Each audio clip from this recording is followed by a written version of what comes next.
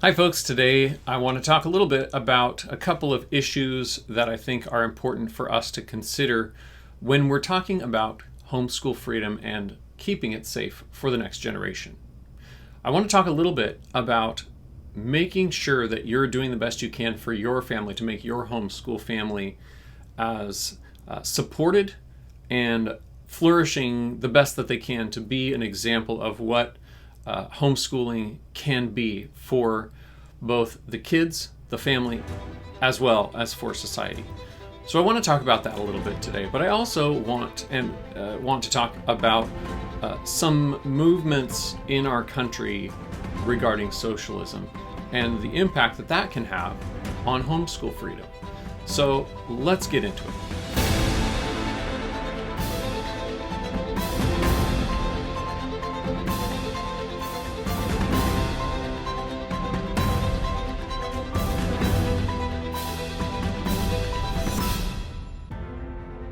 Welcome to the Front Line with FPM, where we talk about California politics, homeschool freedom, parental rights, and the family.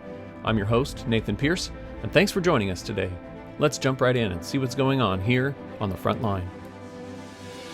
All right, let's talk first about the principle of caring for your own family. There's this issue that we could call it by a couple of different names. We could refer to it as giving your family your first and your best. We could call it be exemplary in your community. But the basic premise is this, that we should invest our first energy, our best energy into those that God has given directly to us. When it comes to homeschooling, there's a lot of work that goes into it. It's a sacrifice to give of ourselves to raise our children the way God has called us to do. And so there's this element of our own sacrifice that we have to make in order to just make the homeschooling happen, to take that step. But there's more to it than that, and because we could invest a little bit or we could invest everything. And we are really called, when we look at the idea of a Christ-centered family, a Christ-centered home, we're called to do our best for God's glory in everything that we put our hand to. Whatever your hand finds to do it with all your might, God says. And we're to put our whole heart into the things that we do. God says that we should love the Lord your God with all your heart, soul, mind, and strength. So we're supposed to do everything that we do for His glory, but we're also to do it with all of our energy, all of our strength, all of our mind. And that means giving our all to it. And so not just doing it halfway, but giving it our best. And when it comes to homeschool freedom, this ties back to this same issue, because the more that we do our best for our own family first and make sure that we're fulfilling the commitment that we are called to our own families, the better we can serve those around us. So we need to make sure that we're doing our job first and foremost to those that God has placed under our care, under our stewardship. We need to steward well the responsibilities that God has given to us. And that will show those around us that we're serious about the responsibility that God's given to us with the children, with the family that we have. And so we need to first and foremost take care of our own families. But we also need to be servants to those around us. We need to also be helping and encouraging to those around us as well. And we can better do that when we start by doing our own homes well. We can order our own homes well, then we can be better prepared to serve those around us.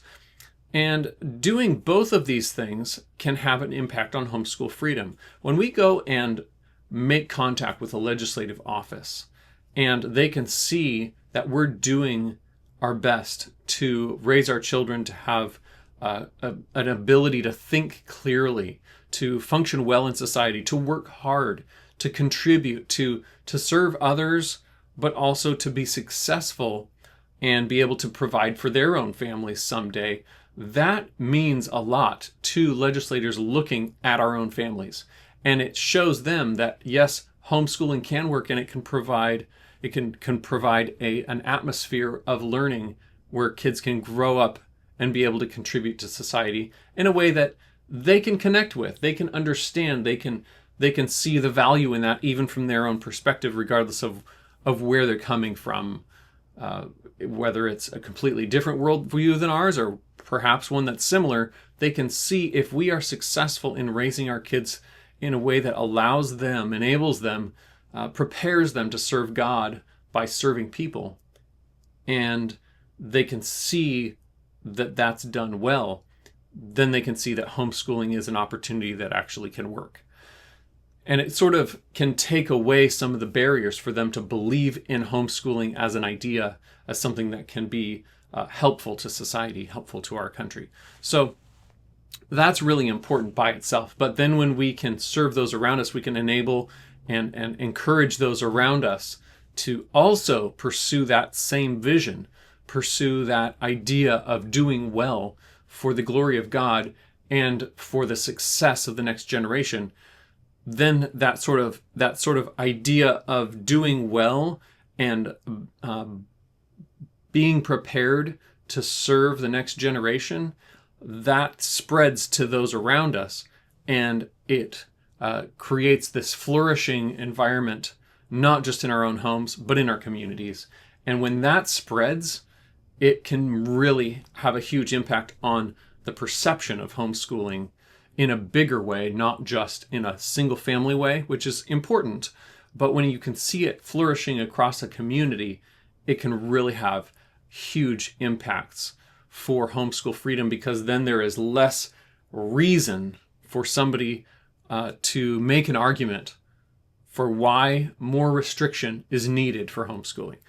The more they see homeschool families and communities flourishing, the less drive they have and the less argument and reason they have to regulate it or to say it needs more controls. So these are really important principles, but it's also something that can have impact further on down the road, not just today, not just next year, but into the next generation, because that flourishing can spread not just through a community in a linear or table fashion right now, but it can actually spill over through time to the next generation, which can also have a generational impact for freedom. So we need to be doing that. We need to be passing freedom on, not just in the practical aspect of maintaining freedom to the next generation, but the idea of freedom and the usefulness of freedom and the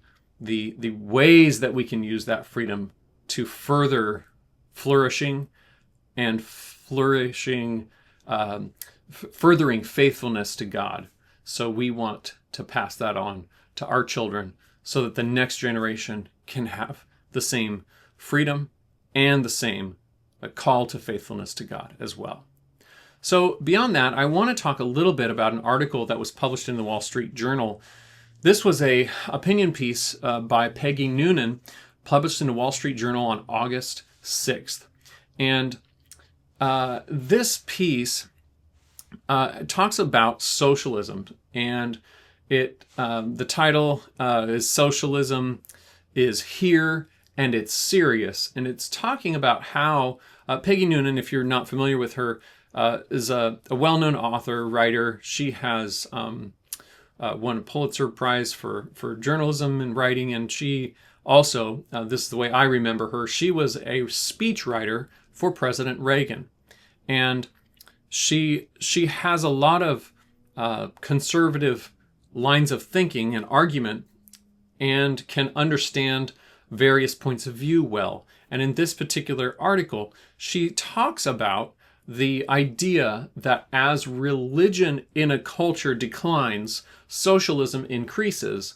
And this particular article, she's talking about how socialism has taken root in our country, not just to the point where people are sort of buying into the underlying thought of socialism, but that it's becoming more bold. Instead of sort of hiding in the shadows. Socialism is becoming more and more bold. And you see this in our elections. You see it in people campaigning and how boldly they're expressing the views of socialism in their campaign speeches and in the policies that they're proposing in state legislatures and at the federal government level.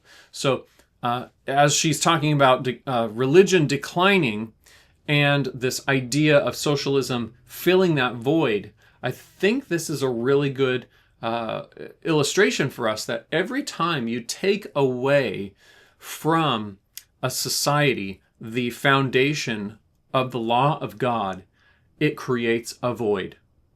It creates a void because the law of God creates a foundation for order in society and for, and this is really important, for a foundation of definitions and a difference between good and evil, between right and wrong.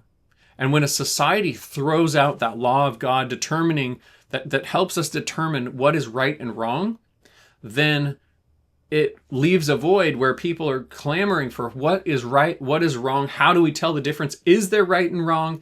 And if there isn't, then what's next? And what we're seeing in our society right now is what's next is this idea that kind of goes along with the political parties that are latching onto socialistic ideas, and their proposals are things like banning police, shutting down police and shutting down law enforcement, banning prisons, banning crime, people not getting arrested or getting in trouble for committing crimes, people that are sort of eliminating whole sections of government, the parts of government specifically that the Bible calls government to be in charge of, keeping order, punishing evil, rewarding good. These are the basic premises that God created the civil government for and says that this is the role of government. And yet those are the very things that more liberal-leaning, socialistic-leaning politicians are saying, let's do away with those things. Let's do away with the parts of government that punish evil and reward good, because we don't like that. We disagree with at the fundamental level with what the purpose of government is, but also even deeper than that, they disagree fundamentally with what is right and wrong and how that is defined in Scripture. They disagree fundamentally with that. And so that is why we're seeing people that commit egregious crimes in our society walking free and not getting into trouble because of their crimes, because those crimes are deemed unimportant. They're deemed not really that bad, and they're deemed not evil. And so we see in the New Testament where God is telling people, you're going to see people calling good evil and evil good.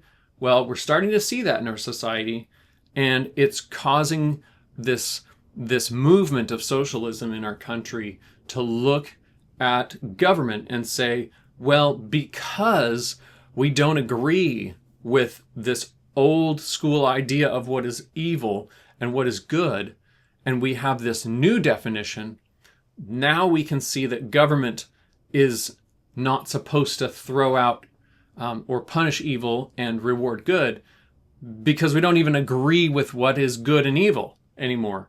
And so that's why we have this massive push towards socialism. It's not just an economic foundational principle. It's much, much more than that. And so that's an important thing to be considering as we near the next phase of elections in our country. And I think it's something that we need to remember. There's a lot more pieces to this big puzzle when we see the breakdown of society, the structure of our society based on principles of what is right and wrong. Because when you throw out God's law that tells us what is good and evil, then we're left with this void, and the void is filled with something, and it's not right, it's not good. It's filled with a different view of what is right and wrong, and we end up having a government that is built around a premise where good is called evil and evil is called good. But we can have hope because we know that Christ is still on the throne, and we know that God will, in the end, have himself glorified. And so we need to be faithful to him, to serve him in everything that we do. And that's where we come back to really recognizing that God's given us a gift in the ability, the freedom, the environment that we have to homeschool our kids here, even in California and across our nation. We have this ability. We should take it to heart and take seriously the responsibility that God has given us as parents to really teach our children not just math and science as though it is not impacted by our Christian beliefs and scriptural foundations. No, every subject we need to be teaching our kids is from God. Every subject area is something that God cares about, and we should be learning these subject areas from both the perspective of God as well as to the service of God, so that we can be preparing our children to serve God in the next generation in a way that pleases him, and they are enabled to provide for their families in a way that brings glory to God, so that they then can also raise their children for God's glory. This is faithfulness.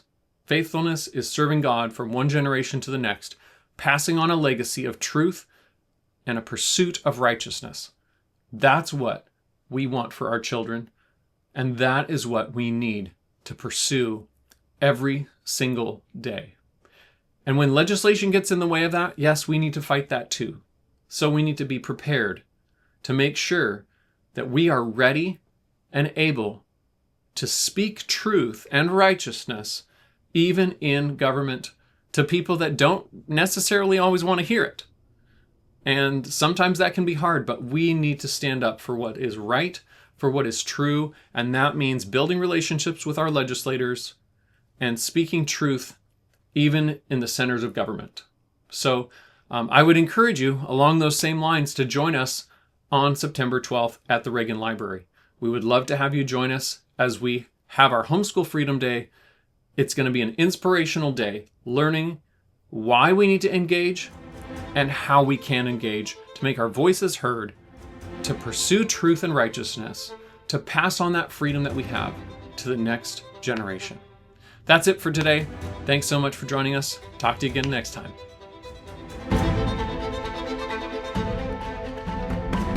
Thanks for joining us for this episode of The Front Line with FPM. For more information about the topics we discuss here, check out Family Protection Ministries at fpmca.org and subscribe to our channel.